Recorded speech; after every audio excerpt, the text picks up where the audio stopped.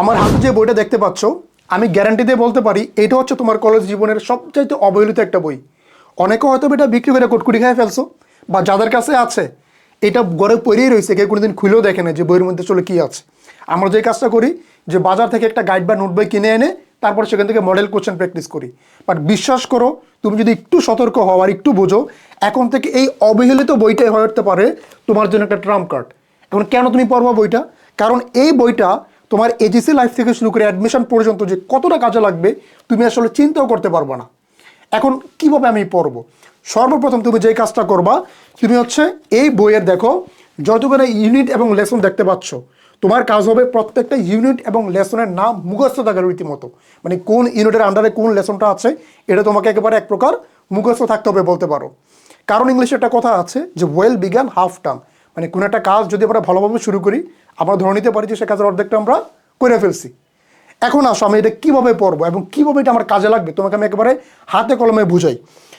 ধরো এইখানে আমাদের ইউনিট 1-এ আছে এডুকেশন অ্যান্ড লাইফ, ইউনিট 1, এবং এর প্রথম লেসনটা হচ্ছে দ্য প্যারটস টেল। এটা রবীন্দ্রনাথ ঠাকুরের একটা গল্প, একটা তোতা পাখিকেই নিয়ে। তাহলে তোমার কাজ কয়টা?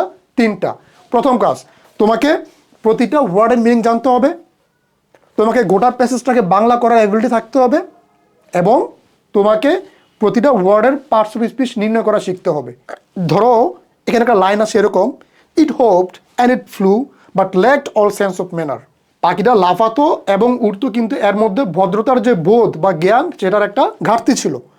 এখন দেখো এই লাইনের মধ্যে ইট প্রোনাউন, হোপড ভার্ব যার অর্থ লাফানো, অ্যান্ড এটা হচ্ছে কি এবং, এবং অ্যান্ড হচ্ছে একটা কনজাংশন, পরে আবার it pronoun, flew verb, but conjunction, lacked verb, all একটা ডিটারমিনার, এরপর হচ্ছে সেন্স অফ ম্যানার।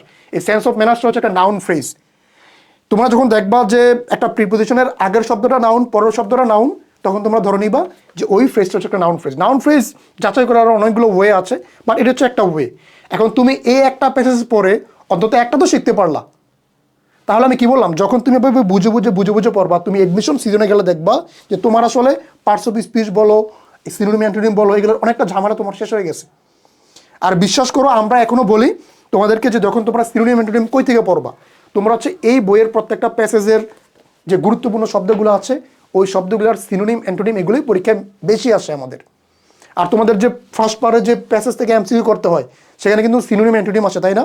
সেজন্য তোমরা যখন একটা প্যাসেজ পড়বা এই প্যাসেজের গুরুত্বপূর্ণ শব্দগুলোকে আন্ডারলাইন করে রাখবা এবং ওই শব্দগুলোর সিনোনিম অ্যান্টোনিম 2টা করে শিখে রাখবা। এটা তোমার এই জিসি পরীক্ষায় যেমন কাজে লাগবে, এডমিশনও কাজে লাগবে। কথাটা বুঝতে পারছো? তাহলে আমি আবার ফুল ব্যাপারটা একটু সামারাইজ করছি। এই বইটা পড়লে তোমার কী কী সুবিধা? প্রথমত, তোমার গ্রামারের বেসিকটা স্ট্রং হচ্ছে, তোমার এইচএসসি পরীক্ষা ভালো হচ্ছে যেটা তোমাকে এডমিশনও কাজে দিবে, তোমার প্যাসেজ থেকে এমসিকিউ করতে সুবিধা হচ্ছে, এবং প্যাসেজ থেকে যে প্রশ্ন আসবে, সামারি আসবে, ওই ক্ষেত্রে তোমার আর কোনো সমস্যা থাকবে না। সেজন্য আমি বলবো আর কোনো অবহেলা নয়, বরং আজকে থেকেই এই বইটাকে তোমরা পড়া শুরু করো। যদি কোনো প্রশ্ন থাকে অবশ্যই আমাকে কমেন্ট বক্সে জানাতে পারো। সবার জন্য শুভকামনা রইল। ধন্যবাদ সবাইকে।